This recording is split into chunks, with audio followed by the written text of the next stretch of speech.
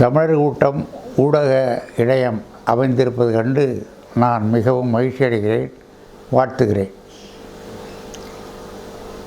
எல்லா இணையங்களும் சென்னை நகரம் போன்ற பெரிய நகரங்களில் இயங்கும் பொழுது இங்கே ஒரு இணையதளம் வருவது மிகவும் பாராட்டக்கூடியது.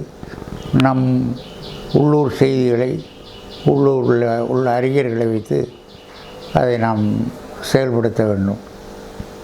தேவையான செயல்களை தமிழ் மொழிக்கு ஆக்கம் தேடக்கூடிய முறையிலே தமிழர்களுக்கு தமிழ்நாட்டு முன்னேற்றத்துக்கு என்னென்ன நம்முடைய பணிகளை ஆற்ற வேண்டுமோ அதையெல்லாம் செய்வதற்கு இந்த இணையதளம் பயன்பட வேண்டும் என்று விரும்புகிறேன்.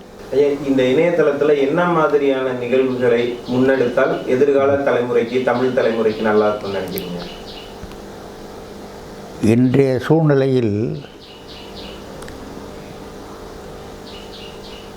தமிழ்நாட்டில் தமிழர்கள்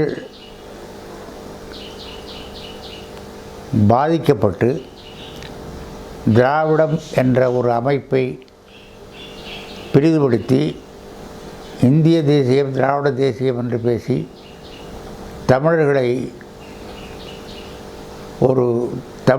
ஒரு இரண்டாந்தர குடிமக்களாக ஆக்குகின்ற வகையிலே இன்றைய அரசியல் போய்கொண்டிருக்கிறது. இந்திய தமிழர்களுக்கு மொழியும் உண்டு, இனமும் உண்டு, நாடும் உண்டு. தமிழர்களுக்கு அந்த பெருமை, உலகத்திலேயே முதல் மொழி என்ற பெருமையும், தமிழர்கள்தான் மூத்த ஒரு குடிமக்கள் என்ற பெருமையும் நம்மை போல வேறு எந்த சமூகத்துக்கும் கிடையாது. ஆனாலும் இன்றைக்கு தமிழர்கள் வீழ்ந்து கிடக்கிறார்கள். திராவிடர்களும் இந்தியர்களும் என்று கோலோச்சுகிறார்கள்.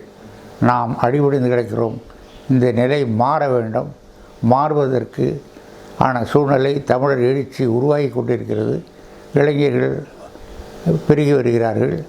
அந்த இளைஞர்களுடைய உழைப்பும் அவனுடைய பணியும் மேலும் சிறந்து தமிழ் தேசியம் மேலோங்கி தமிழர்களுடைய எதிர்காலம் சிறந்து வளரும், ஓங்கும் என்று நாம் நம்புவோம்.